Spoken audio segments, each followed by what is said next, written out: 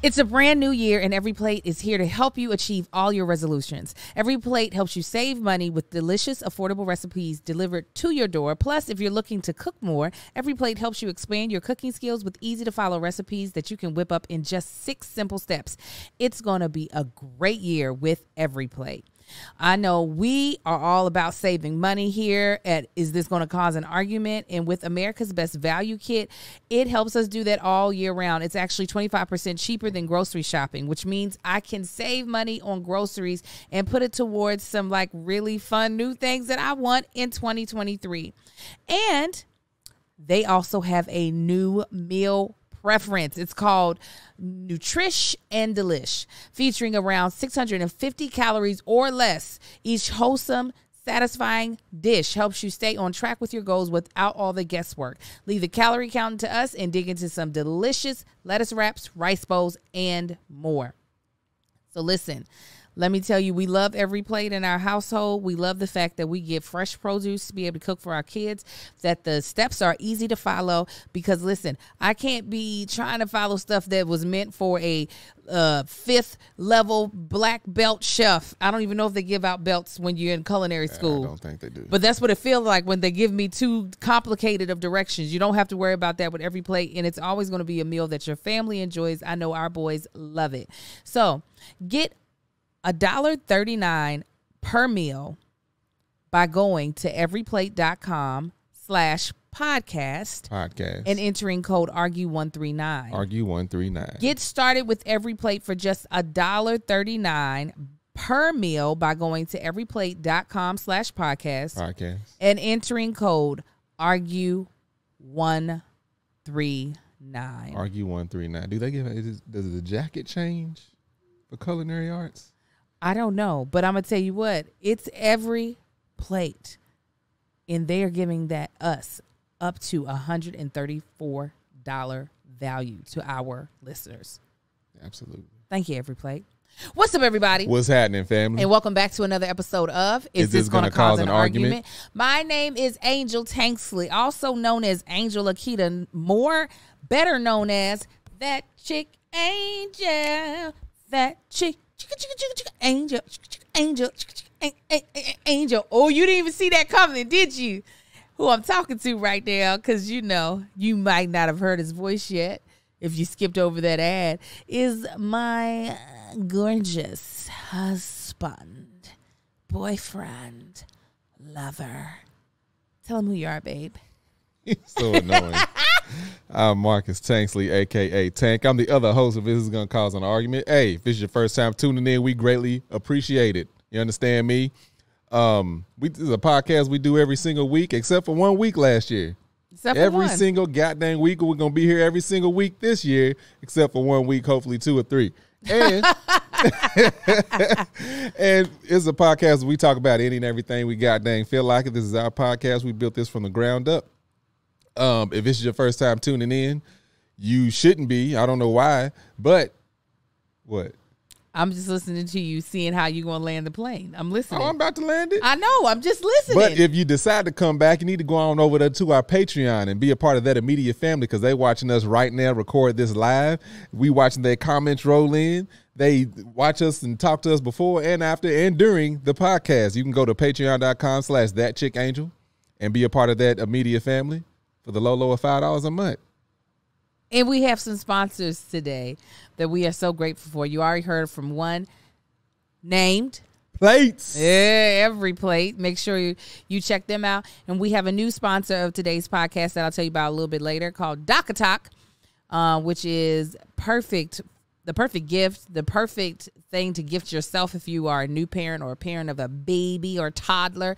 But I'll tell you more about that later. But know that when you check out our sponsors and use our promo code, you are supporting us, and we greatly appreciate it. Y'all, we in the full swing of the new year. Like, yeah, ain't no like half stepping it no more. We in this thing fully. And we're doing some changes over here at the podcast. There was a new segment that we were going to debut, but it's not quite ready. So we'll see how that goes maybe next week. So let's actually take it back to an old segment that we like to do. Mm-hmm. Would you like to do Tanksley Pride? Let's do Tanksley Pride because we did In My Feelings last week. Yeah. Tanksley Pride story. You always have something that has No, you this is just like, oh, man. You want to do In My Feelings, baby? No, we can do Tanksley Pride. But I just... We're doing In My Feelings. No, we're going to do Tanksley Pride because we got a lot of Tanksley Pride stuff to talk about. I know, but you really want to get some stuff off your chest. It ain't nothing I got to get off my chest. I just heard some news, bad news. Come on. I'm from Kentucky, as y'all know, Lexington, Kentucky. I just found out my gym teacher, Miss Miller, her funeral's today. Oh, I'm sorry, babe. Yeah, I didn't know that. Why did you tell me? I found out on the way here. We've been in this room. I know, but we've been working. But the reason that's elementary school, like kindergarten through 5th grade. But me, my brother, and sister all had the same gym teacher. Oh. And she would come into the mom's office and she'd ask about me all the time. I was like, oh man. Anyway, But it wasn't Jeffrey. Jeffrey punk ass Gilmore. Nah, he was a principal of Bryan Station Magnet Traditional High School. His punk ass. I know your response would be completely different if it was his his funeral. Can kiss my ass. His funeral, I might go take a shot. Nah, I ain't even gonna say that. No, you're not. You're not gonna do that. But yeah, Miss Miller. Oh, well, rest in peace, Miss Miller. Yeah, but anyway, let's do Tanksley Pride. Tanksley Pride.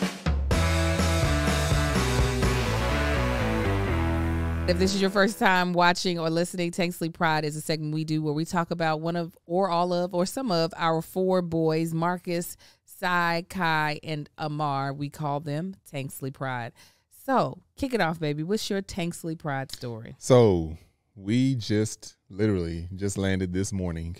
A couple hours ago. 10 hours ago, yep. Yeah, we just got back from, I was going to say Jamaica, from the Bahamas. And then we went on this trip basically a family trip we took, but we did it for our kids, and took the mamas and everything. But anyway, my Tanksley Pride story is, it's a few. It's like, one, the fearlessness of Amar, because he's a pandemic baby. Yeah, like he was born right before the pandemic and lived majority of his life in the quarantine of COVID-19. In the pandemic. So it's not like he got a lot of like exterior experience at a younger age. Right. But Angel took him on this, what was it? Experience? So you not want that to be my It can story? be yours. Since I experienced it, you didn't get a chance to see it. I didn't. I saw it. You saw video. I'm saying you get a good chance to experience that was a lot of me and him. The one I will talk about is, we got to get in the water with some dolphins, right?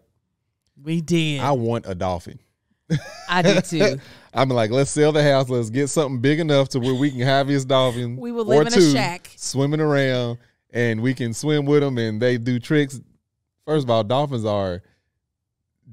and octopus are scary intelligent. Yeah, it's to the point to where I don't like how intelligent they are because it is a little eerie. But we got in the water. It's like massive water dogs. That's exactly. And they so gentle and kind, and they, the way they're able to communicate. The woman was just sitting there talking to. She's like, "Okay, Nyamu, you do this," and she just do it. It wasn't a whole bunch of hand signals. Yeah, I was like, "How she know what the hell?" She was like, "No, she has the ears. You see her ears, like she can hear us talking." I was like, "That's crazy." You can see them, like how dolphins and stuff, they come up above and look. They're actually looking off in the distance when they jump up in the air in the wild. They're looking off into the distance. So to know that this thing is swimming by us and she's making eye contact with you. Yeah. But then like to touch them, and the kids, of course, who was it? Sai or Kai was like trying to touch, but at the same time trying not to touch. Like, I don't know which I think one. It was Sai. I don't know which one. Kept like fading to the back. But to see them, it was just neat to see them interact with them, and even little Marcus, to see them interact with the dolphin and get to touch the dolphin. And to have that experience, I was just like, it's crazy. It was crazy. It really was. There was so many things that, like, first of all, it seemed like the dolphins would teleport. No. It seemed like they were skipping frames. The dolphin would jump up in the air and spin 150 yards away, land in the water, and then pop up in front of you. I'm like, how many, either there's a time warp between here and there, or there's another dolphin right here. It's like as soon as you land, like y'all timed it wrong because you wasn't even all the way in the water over there yet. That's exactly. Where's Nayamu? I don't want Keisha yet. Give me Nayamu. They had a dolphin rap to us She like rapped. a rapper. I was like, She rapped. I said, I can't take this no more. It was so, and the kids, please continue. Oh Sorry. yeah, so the kids, they truly enjoyed it. Like we were already blown away. Like there's a couple of things you can go. You see like sharks. Like there's slides you go in, and you in an aquarium as you're sliding through. Sharks are floating above, swimming above you, and like laying on top of the tank. And you just like, dang, there's a shark. There's a sawfish. Is that a shark or is it a fish? It's a fish, I think. Anyway, the size of a shark. It's swimming around. We're looking at that. We're looking at stingrays, the turtles. So we're already mesmerized by this. But then to get in the water with these dolphins, and for the kids and Kai the whole time, the entire time, he's such that boy. So the whole time we're in the water with these dolphins, he's trying to throw us random facts. We're like, Kai, tell us afterwards. He's like, but Kai, tell us afterwards. You're going to have to tell it. Just listen. Pay attention.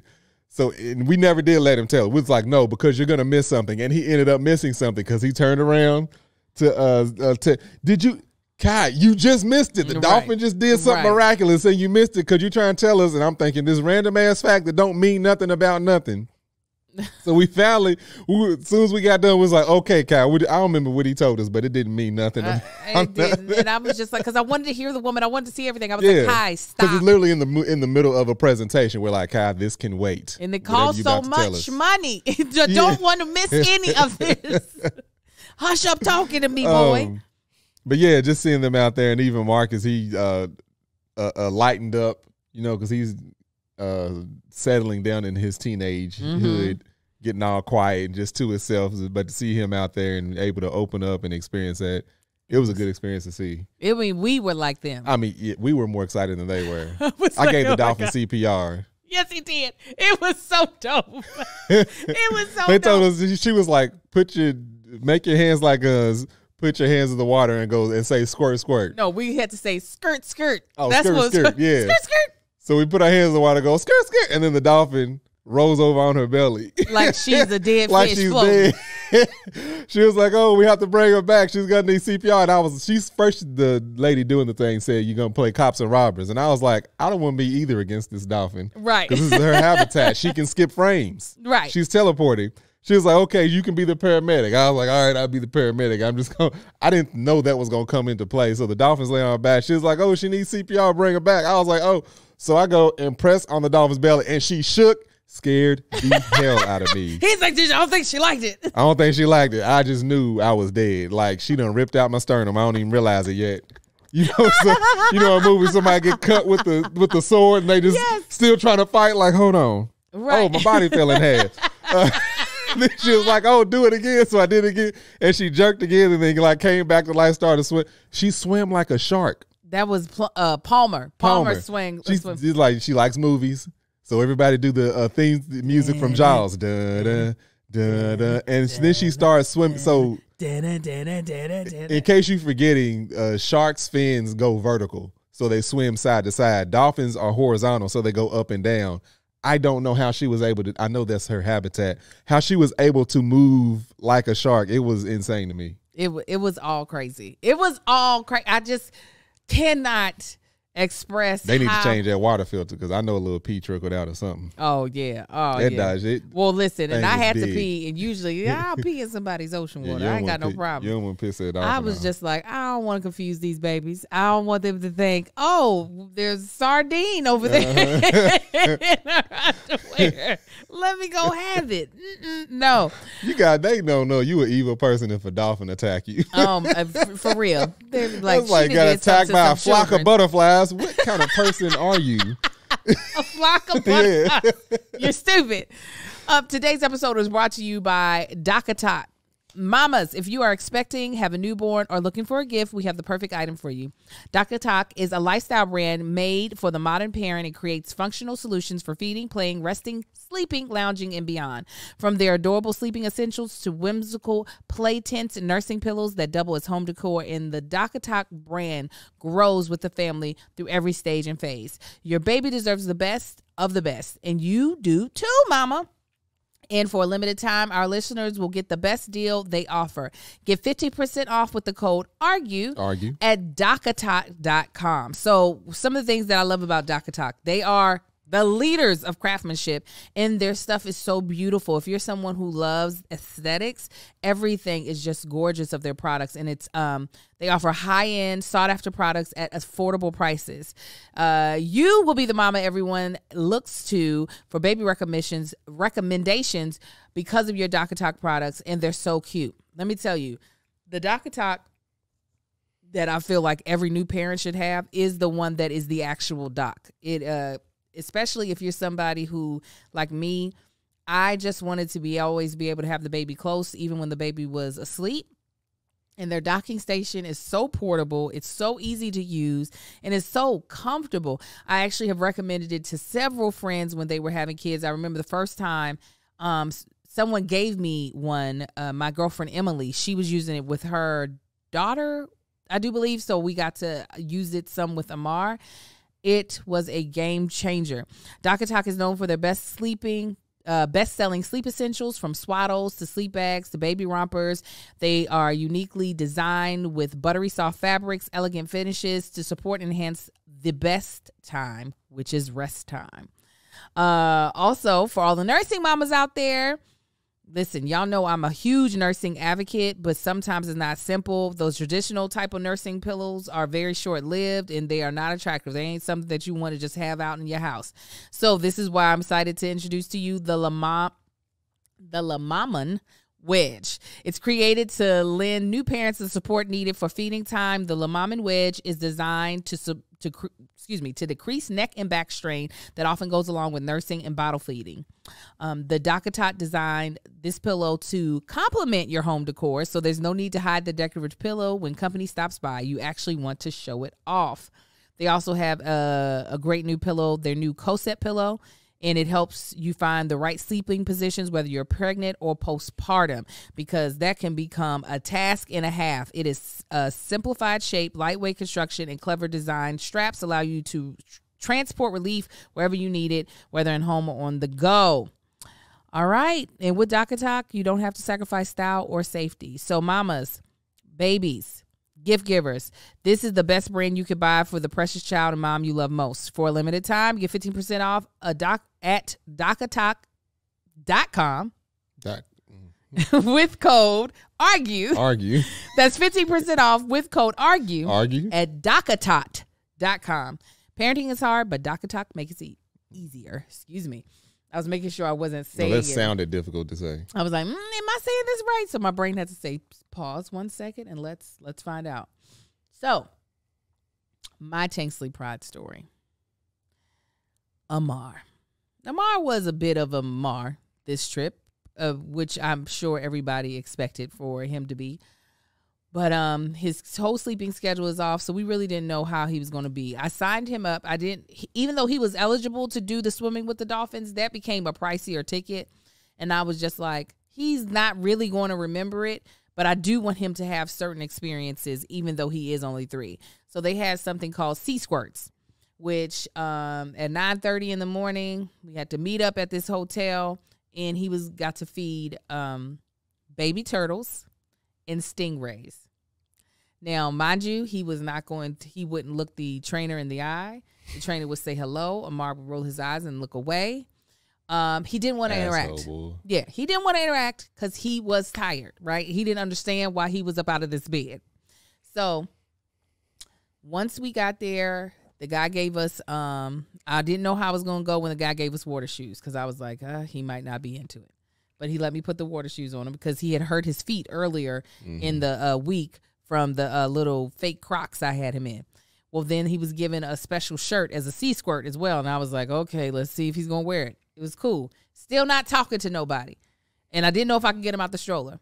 Well, then the guy was like, okay, we're going to feed these turtles over here. So we go, we're like on top of like kind of like a cliff, and the turtles are down in the water. And the guy is like, we're going to feed them shrimp. They're raw shrimp. They're just sitting on ice, and they're the shrimp with the, you know, they got the eyes, the antennas. These is just whole goddamn shrimp. And so he holds out a little shrimp to give to Amar. He was like, you want to feed the thing? Amar takes the shrimp, and then he throws it over in the water. I was like, oh, he's about to, so he gives Amar a bucket of shrimp. Amar is tossing them shrimp. It's only him and this one little white girl who was just too much of a little like princess, so she had to wear a glove. Amar was in that bucket with that. It could have been worms. Amar didn't care. He was like, they about to get this food. And we over there like two old people, me and Amar, yelling at these goddamn birds that kept trying to steal the shrimp from the turtles. Seagulls are just, they need to go extinct. Oh, yeah. They were just sitting right there beside. I was like, if y'all don't get on somewhere. I was throwing water at them at the dolphin thing. They kept flying above trying to, I'm like. Yeah, well, that's the trainer was even doing that. Amar threw all of the shrimp. He had a blast. Then we went, then this is where I was like, okay. Now, during this time, during the turtle thing, I'm right beside him. So, you know, he's Gucci. He's like, mama's here. Grandma was there too, my mother. So now when it's time to do this water, she ain't nothing she can do. Right. She just was going, but he gonna have to save her. Like, just stand up. Right. Just sit up. The water was so low she could just sit with her butt on the ground. She's gonna lay on her back flapping. So for the stingray portion, we're walking through, and this is the part where he's like, your child has to go with me. You have to go around and stand on the bridge and watch, and you can get photos. So I was like, okay, now is he about to go with this black dude? I don't know.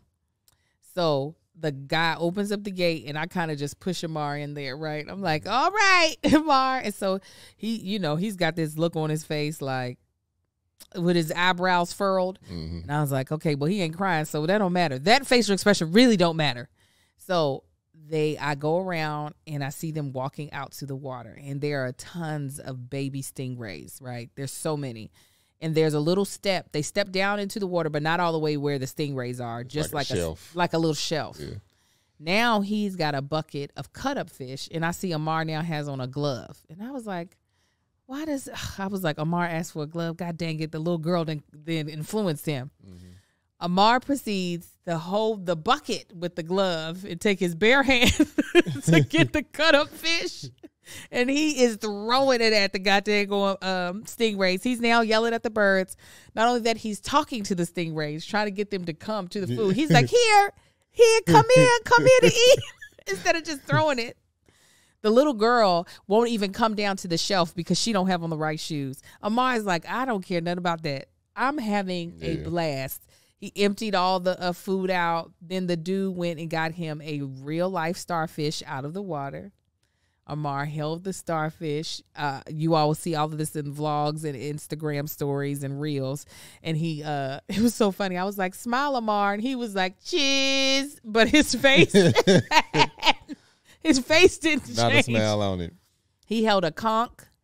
If y'all don't know what that is, like if you think of a really big seashell, the ones that you would like think some Greek god would blow into to do the animal that lives in there is like a soft shell, almost like a soft shell. The thing you listen to the ocean in. Yeah. That's a conch shell. It's almost like, I would almost call it something like a soft shell crab. It's not, but it has legs. So it's not like a snail. Yeah. Cause it has legs. Yeah, so it has legs, but it has no form. Like it's a clump of meat. So its legs were hanging out, and Amar touched the legs and everything. You said the guy was surprised when he did it? Yeah, he was like, oh my God, he's actually doing it. I was like, I knew he would eventually warm up. Now, he still wouldn't talk to, the man said, he actually said some words to me. I was like, that's amazing, because he still doesn't talk to his daycare workers.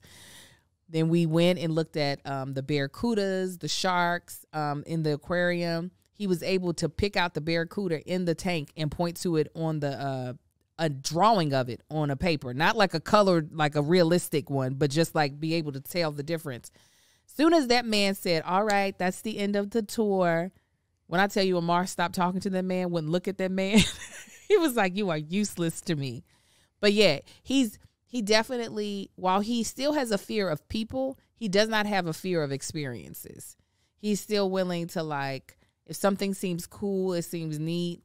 I told Marcus, I mean, for me, it was so overwhelming experiencing my mother watching her youngest grandchild do some really exclusive stuff as far as us as Americans. It might not be exclusive if you live on an island. On an island, you might be able to feed a stingray any day. Yeah. But it's a very exclusive thing to be able to do that in the Bahamas on a vacation that your daughter and son-in-law took you on. Watching your baby do that. In little Amar, I will forever have video and footage of him getting to do that with his mom and his grandma, seeing how brave he was. I told Marcus the only thing that would have made it more overwhelming, like of a feeling of emotion, is if it would have been him and his dad, because they are actually animal lovers. Yeah. Like me and my mom are not into animals like that. I do love sea creatures, but Marcus and his dad. Daddy would have been he would have had all them kids and doing all them things with them, whatever animal. Oh, yeah. Why, dude? Can't they put a muzzle on the shark? We can still get in there with him, can't we? So it was just, there were multiple times during it that I was really, as much footage as I definitely got y'all footage. Y'all gonna get to see everything. Mm-hmm. There were moments where I got really present in the moment of like how significant it was to have that. My mother being 62 years old, experiencing stuff still for the first time in life. Mm-hmm. But also having those first time moments with her grandson. Your mom, how old? Oh, I meant to say 72. In my brain, I said 72. She is 62. She is not. She is not 62. You are 62. 72 years old, almost 73, still experiencing things for the first time and experiencing those with a 3-year-old. It's beautiful. Yeah, ain't no telling where they went. They took Amar, the mamas did, downtown somewhere. No, Marla Joy, who I think lives there, was like, it is not easy to do that stuff, even if you live there. Oh, really? Yeah. Them dolphin trainers seem like they were just living their best life. Like, you get to come over here with these things and just, I know you actually training and working, but you playing with these dolphins all day. Oh, my God. I would be a shriveled prude. I wouldn't have friends. They would like, where you going out? With my friends. You going to the aquarium. Going out for Tracy, drinks. Palmer, Nayamu, and you said Tracy already. I don't remember. I don't remember the fourth one. Yeah, they were all dope, though. They were all dope. Okay, moving on. We get so caught up in our first segments. That's what takes us forever to get through these goddamn podcasts. Okay, so next segment is taking sides. Yes. Real Housewives of Salt Lake City star Jen Shah has been sentenced to 6.5 years in prison for running a nationwide telemarketing fraud scheme. The Fed seized more than 100 items during the raid of Shah's home, but what the Real Housewives fans are most shocked about is to find that the Feds found more than 70 counterfeit Chanel, Dior, Fendi, and Hermes handbags and jewelry. So, as we take sides, Marcus, what is your opinion on knockoffs? Are designer items really worth the price tag, or it's all about image? Take a side. With me, I think because I'm on a different side of that. I think it depends on the person. Some people will get a luxury item just because it's that luxury item. You know, it could be something that they don't truly like, but if you put a certain logo on it, Chanel, Gucci, whatever, like, oh, I had a cousin that did that years and years ago. There was a G-Wagon, a Mercedes, the big boxy truck, SUV, and she saw it. She was like, oh my God, that thing is ugly. Why would anybody want to drive something like that? And then as we're driving and she goes around and sees it's a Mercedes, she's like, oh, okay. And all of a sudden, it looks good, too. It looked nice. Because it's a Mercedes, you know? So there are people like that, especially with fashion, high fashion stuff like that. So for them, you know, I imagine knockoff's perfectly fine if that's just the image they want to put out. I honestly don't see a problem with it, but I'm not one of those people. If I get something that's luxury, I'm going to get it because I like it, and it's because it's that brand. It's going to be a combination. I'm going to have to like it. I just ain't going to get something. Anything that I have, if you take off that I have this quote unquote, if it's high fashion, if you take off that high fashion sticker and put a different sticker on there, if you put Champs on there, I'm still going to look at it and be like, that's dope. I still want it. But there are a lot of people that just like it just because of what it is. Like, I ain't going to start calling you out, but you got some high fashion stuff, but some of these places make really high quality stuff. But that's me. I'm not into the knockoff because I'm getting it because of the quality and because I actually like it. If I'm gonna get something that's not that, I ain't gonna get it just because it's cheaper and looks like that. Yeah. So yeah, I think it just depends on the individual. I think it does depend on the individual. If I speak for myself, I think it might be a little bit of both. I've definitely purchased some things that I'm just like, are you ugly? I think you might be ugly, but I'm gonna get you anyway. I think you might be actually very ugly, but you know what? You ain't cheap, and even if you are ugly, people gonna know I spent some money on it, so you must be of good quality, even though you are ugly, right? Yeah. However, I still love a good deal. So for me, mainly if I spend money on something luxury, for instance, these shoes I have on are red bottoms. Let me tell you the benefit. Listen, let me tell you the benefit. I wore these all during tour last year or the year before last with Kevin. I stomped the insole out of these shoes, okay, from all the stuff that I did. These shoes were not cheap. We sent these shoes back in for me, and they repaired these shoes, and they are just like new for free. These are the things that I'm now like, okay, I will appreciate something luxury in that way. Because you're getting what you pay for. Right. I didn't realize, I never understood. You know, we just now started buying things that will be considered luxury brand in 2021. Okay, we hadn't bought nothing of the sort. All of my purses were from Target or from Jessica Simpson, and I still love both. Don't do that. I done got you. Oh, Marcus has bought me things like he bought me Dooney, and then that was high fashion. Come on, Dooney and Birch. But for me, I just was like, if it's a cute purse, then I want it. It's not about the name brand of it all, but if I know that I'm going to get really great service, if I know you're going to repair my stuff if it breaks, right, I'm going to look at you a little bit differently and be like, no, I might get you. Because Target is going to be like, you can buy another one at another location. Yeah, because that's it. That is a huge difference. It's like you get just like with a vehicle, you might see, let's just use Mercedes, for example. You get the Mercedes and they got a 100,000 mile warranty, but then the Lexus got a 300,000 mile warranty and a better warranty. And it looks better. Yeah. You going to go with the one that don't look as good? It's going to cost more? Or the least of those two? But the only thing that I could see purchasing the knockoff version is possibly the jewelry of these brands.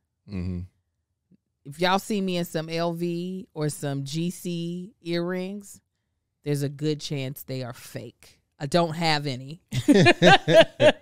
I do not have any. But because I now have a couple of Gucci items, if I really was like, I would love for my look to have the theme going all the way down. Because like I have a belt, I have a couple of shoes, I have a purse. If I was like, oh, I'm going to really Gucci this out, there's a good chance I'm not going to buy real Gucci earrings. Let me tell you what. We were in, what was that, Louis Vuitton? Simple ass earrings that had the LV. Them things was like $4,000 or $5,000. It's just an L and a V. Yeah, no. That to me, that makes no sense. Like Angel will tell you, I don't like a brand that has its logo all over it. I don't want nothing with Louis or Gucci or this is ball. I don't want nobody's logo all over my clothes. I want to wear it because it looks good, not because of who it is. So it goes to let you know, it's like, I don't give a damn. If it looks good, I'm going to wear it. Like Angel was telling me, you need to start doing like fashion things, because I will buy some stuff off Amazon. A lot of these jackets that I be wearing, y'all like, oh, it's a nice jacket. Amazon, $35. Marcus is really good with high lows. Marcus will wear everything on his body, other than the shoes, combined cost $60, $60 to $80. And then the shoes were like $1,200. Lie again. No, $1,200. First of all, my shoes are more expensive because they bigger. But okay, $650. It ain't my fault. I can't avoid regardless. That. Katrina, Coach is first of back. All, no, hold on. Let me tell you. Back. Let me tell you. I went in Coach because Angel wanted this purse. She's been going on and on about this Coach purse. I walked up in Coach. I was like, what new designer or with an engineer, I don't know, whoever designs their stuff, artists, do they have working for Coach? Because Coach they got some stuff that I got that in different colors. I'm like, I want that one. They got some dope backpacks. Coach done. They doing some things, but I looked at it like, let's call him. I don't know if it's a designer. Let's call him a designer. Coach designer, maybe a lot of these fashion designers may be just like auto manufacturer engineers, where like people say the Bentley looks just like the Genesis. It's literally the same architect or designer that designed those cars. Engineer, the same engineer designed both of those vehicles. They just hired him too. So he's gonna keep this because it's his design, and he's high fashion lines may do the same thing. It's like, oh, Charles Easton, he designs a really good purse. Let's bring him over. Let's hire him. He designed that one for Chanel. Guess what? The Coach one's gonna look just like the Chanel because the same dude designed it. Juanita said Coach never left. No, I'm saying Coach is back in the conversation. Coach had kind of like Michael Kors. I think once it became too commercialized, it kind of pulled themselves out of the discussion when people talk about high-end brands. Right. Once Coach got Jennifer Lopez as their spokesperson, it was like they said, now let's click into what it is to be fashion forward. So you'll see them at the front of a trend instead of, oh, everybody else is doing this. Now let's That's one of the reasons why Gucci started doing so many different collabs. So many different collabs and so many different colors, because people got tired of seeing that red and green. It was the same thing over and over and over. It's just like, okay, you're going to do anything different. So people start venturing out. That's how other brands started coming up. Like, oh, we can charge a lot for a logo too. Yeah. But long story short, I do think some people get so caught up in the brand name. Yeah. That now they definitely do. That they're willing to buy knockoffs. For me, I will only buy something ugly if I think the service I'm going to get is really great and I think I can make it work. But if it's not that, I'd rather have something really nice, really pretty. Y'all know I get a lot of my stuff from black boutiques. Like this jacket, which I did not mean to have on during this podcast. It was raining and I just needed something on my skin. It's from J. Bolin. I don't like it half the time. Sometimes I like it. Regardless, J. Bolin, black-owned boutique out of or somewhere in Texas, or the stuff that I get from Spoiled Boutique. These are black-owned boutiques. That stuff gets more comments, more likes, more questions, more where did you get that from than any of the high-end stuff that I get. And the reason being, one of those is because they don't just have J. Bolin plastered all over it. It's all about design. Yeah.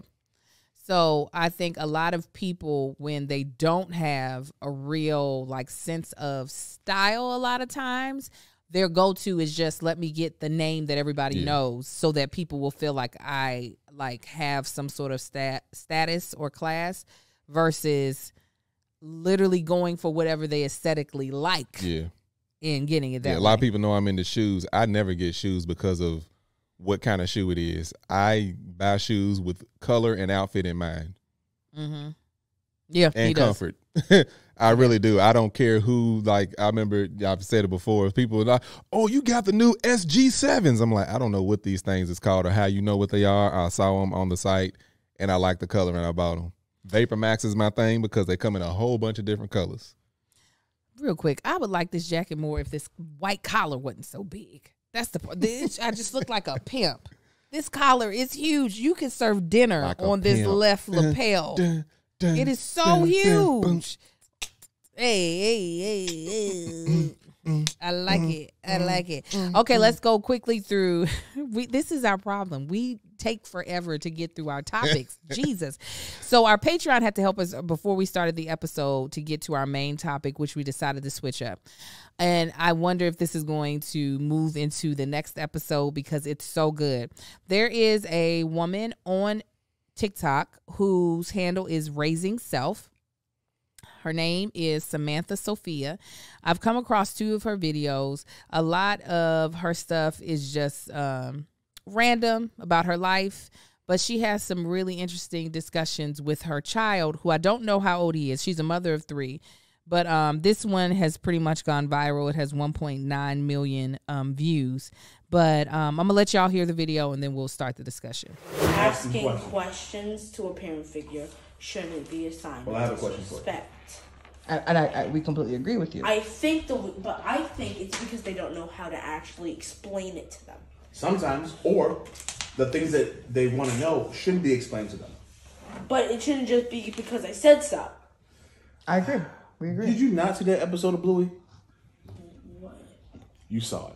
Which Why do episode? parents say it?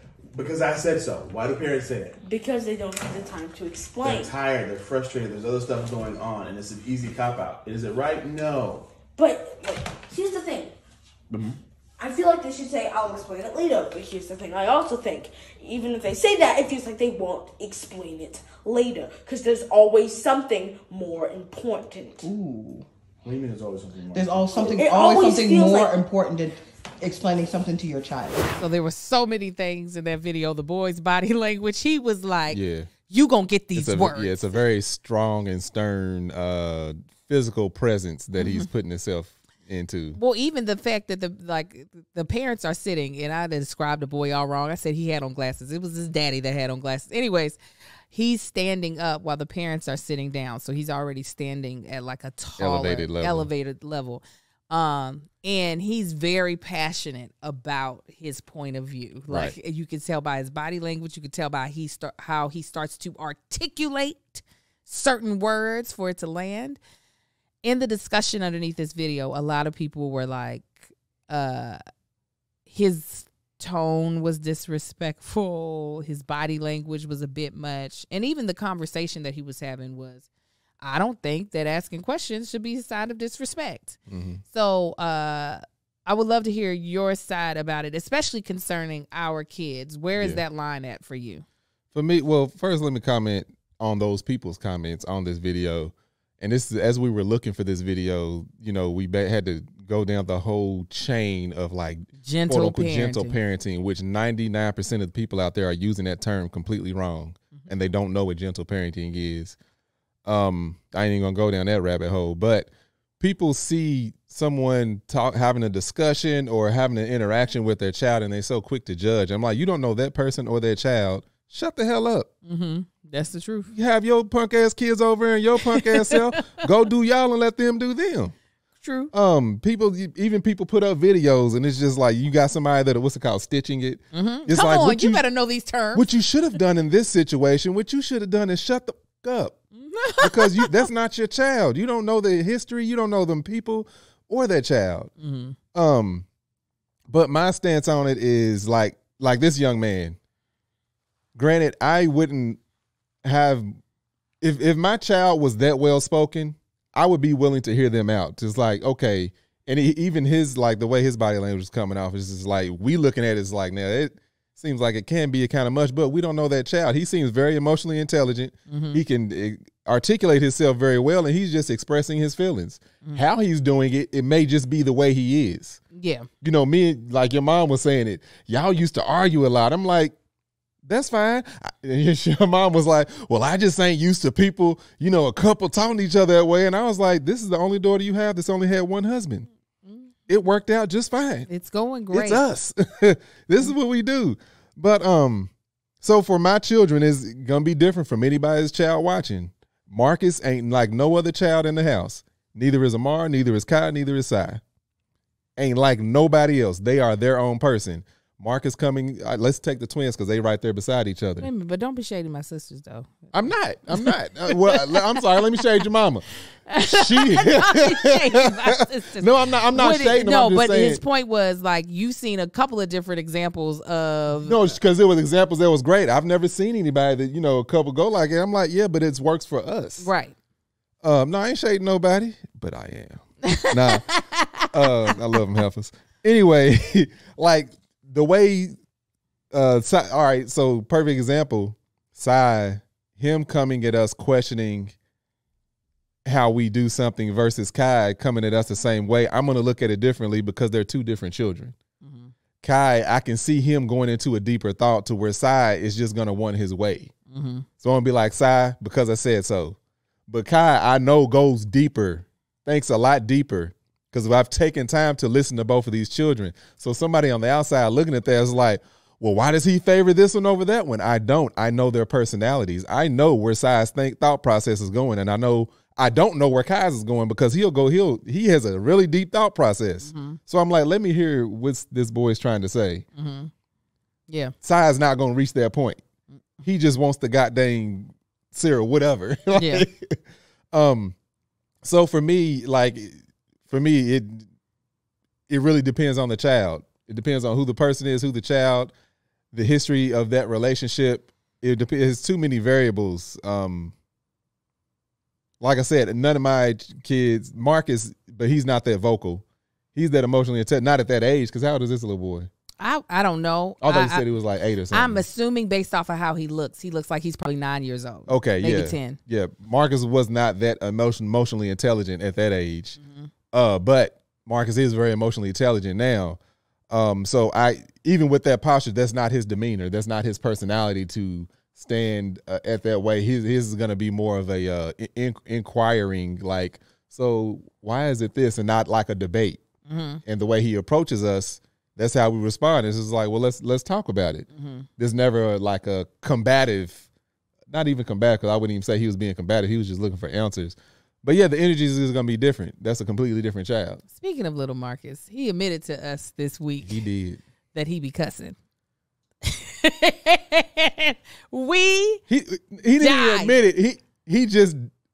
This is what I said. Because I was trolling him all this weekend because I look so young. And so anytime we were walking and I was like holding his arm, I was like, it's okay, guys. This is just my son. He's not my boyfriend. I know it's confusing. I look 14, so it's hard to tell. So I was doing that all weekend. Walking through the resort. This is not my boyfriend. It's my son.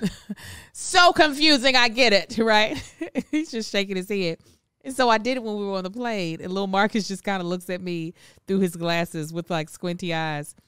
And I said, I feel like he's cussing at me quietly in his head. I said, do you do that sometimes? He was like, yes. I said, oh my God. I said, oh. And then his daddy said, little Marcus, did you think she said cussing? What did you think she said? He said cussing. I said, oh, so what you be saying? I said, no, give me an example. Said, do you be cussing? Little Marcus was like, mm-hmm. I said, so what you be saying, Marcus? Say it. He was like, I know. He said, say it. I said, don't do it. Don't you do it. And I let him know. I said, just so you know, it'll never be cool for you to cuss in conversation with us, even if you're not cussing at us. It's not going to be cool until you are a grown adult. He knows that he cannot let us hear him cuss. Right. He knows that. That's not even a discussion that we needed to have. Yeah. Because of our relationship. He knows I said, because you be cussing at your teachers. He was like, no. I said, okay. I mean, I was cussing by the time I was signing Kai's age, so. I was around a lot of hood kids in elementary school. Them don't blame it on everybody else. Take accountability. No, I learned it from them. You learned it from your parents. No, I learned it from them. I heard it just like our kids hear it. I just never said it until I got to school and they was dropping MF was like crazy. Listen, I'm sure of it. Like, I was thinking to myself, we in 3rd grade, dude. When I looked at it, I thought about a couple of things. I'm going back to the video in reference. The statement that the little boy made, I don't think it's disrespectful for a kid to ask questions. And I do have to say that I sometimes have a hard time being in that mindset of my children are not asking me a question, because a lot of times we'll give them instruction and then they'll come back with a lot of questions. And sometimes I will indulge them. Other times I'm like, yo, don't make me ask you again. I said so. And like do it, and then we can talk about it after you done and I'm done. Right. And like the parents said, that sometimes it can be just a complete cop-out because this is not the time nor the situation. And 2, it don't even matter. You know what I'm saying? It really don't. In certain cases, it don't matter why I said it. I said it. Okay. And this is what's going to need to be done. However, I do think the thing that I got caught off with in the comments, and what I get caught off with in the comments of a lot of specifically, sorry to generalize, gentle parenting, Black gentle parents, is that there is a lot of finger pointing at Black parents, especially those who raised us and those who are now going through the parenting journey. I want to believe, because we have sane parents that raised us, regardless of sometimes when they seem crazy, that for the most part, I can say for myself, I'm not going to speak for my sisters because my mother was at a completely different age. They used the tools that they had been allotted and the privileges that they had been allotted at the time in which they had us to raise us. So a lot of the things that come with gentle parenting are privileges, meaning we are of a privileged day and age where our kids can take longer to learn lessons. Where when we were raised, or specifically when our parents were raised, certain lessons had to be learned quicker. It couldn't be this thing of, okay, I'm going to let you keep messing this up by being patient with you and allowing you to mess this up. It was a thing of, you quickly have to learn what respectful language sounds like. Yeah. You quickly have to learn how to do this task in order for you not to get in trouble with someone that is not me. And I think a lot of people forget that. And they're like, oh, we've got to undo all this trauma. The reason why people... That trauma was survival.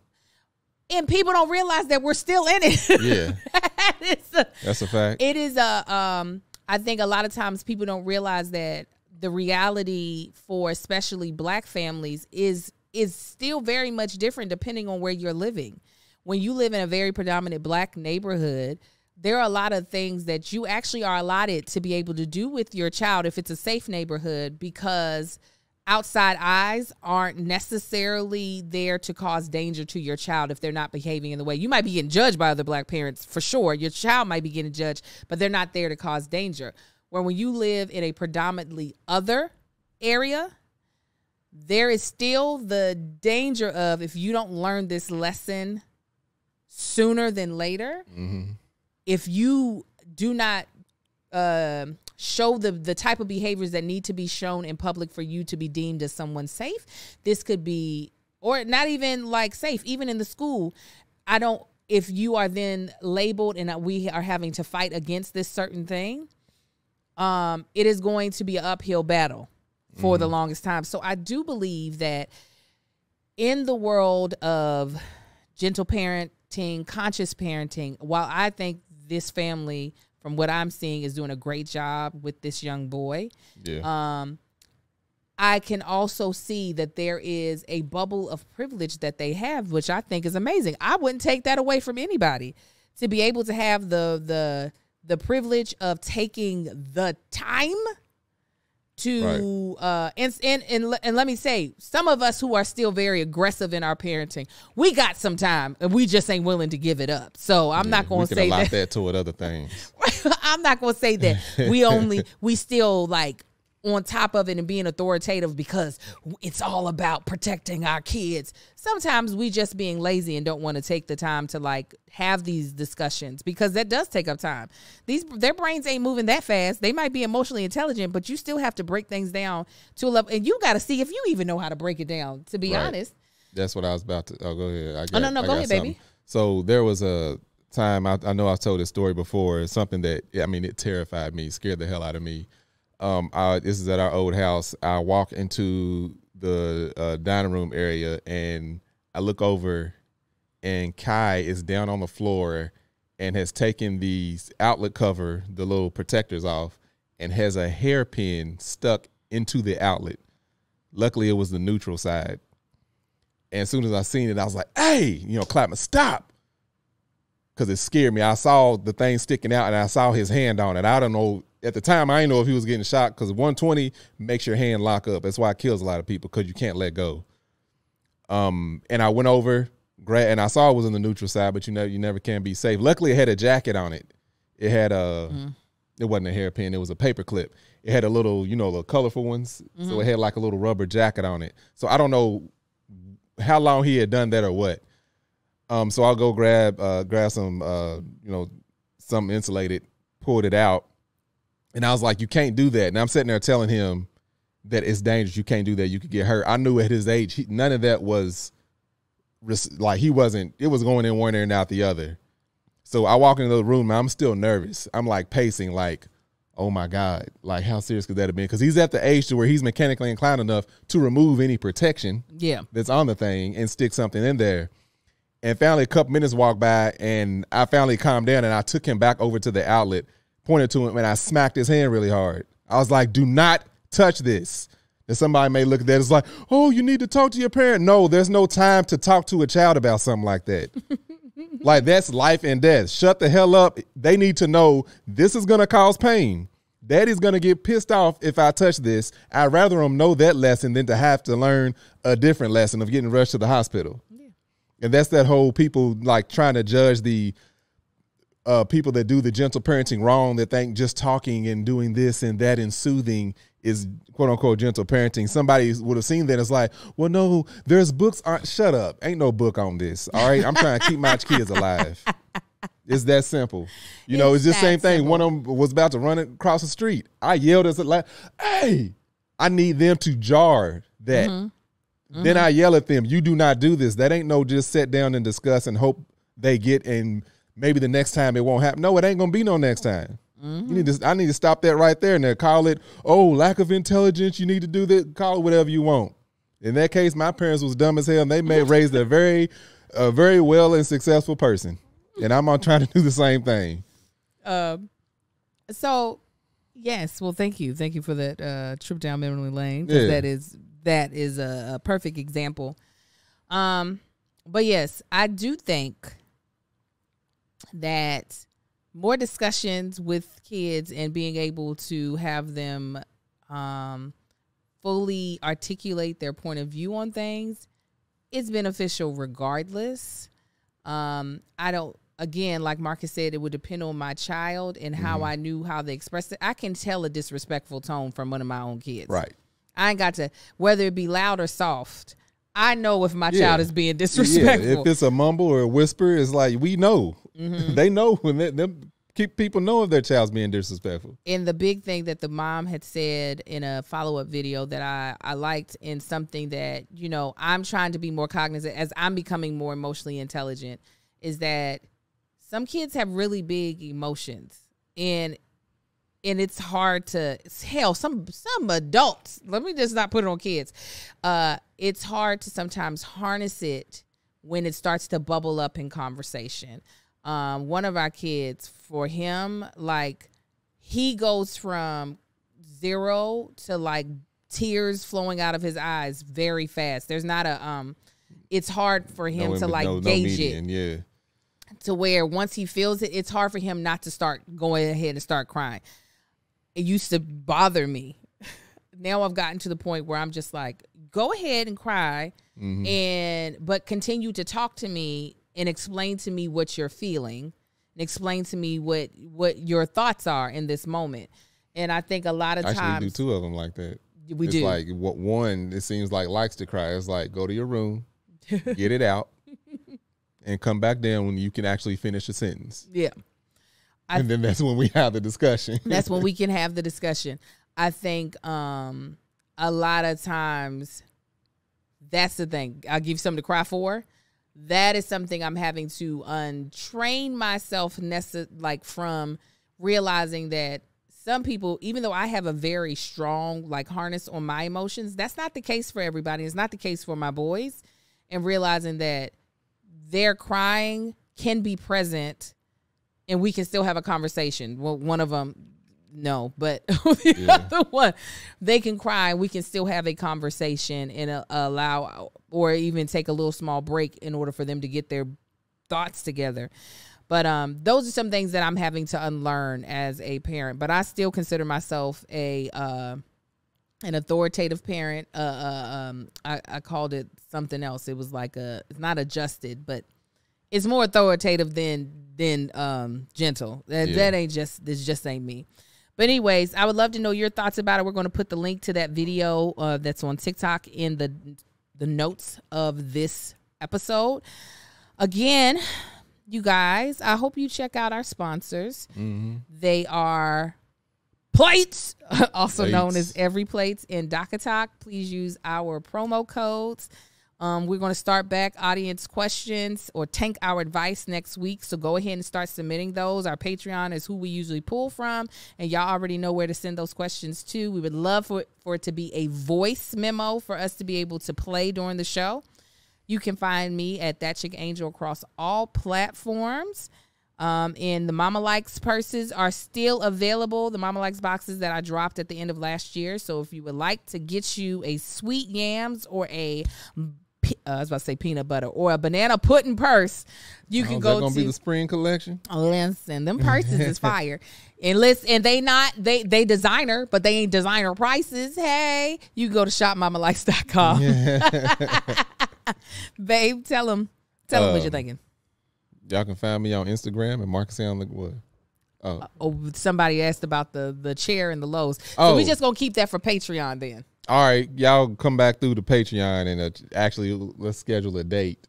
No, we gonna. We could just do. After this. And then if you ain't on Patreon, you can go over on Patreon, go to the end of the video and see the Lowe's update. But y'all can find me on Instagram at Marcus Allen Graham, Facebook at Marcus Ain't on the Book, TikTok at Tank Don't Talk. And you can find my beard and body butter called Man Shit. You can go to manshYT.com and check that out. Yes. So until next time, you guys, y'all be blessed. Y'all have a good one, fam. Bye.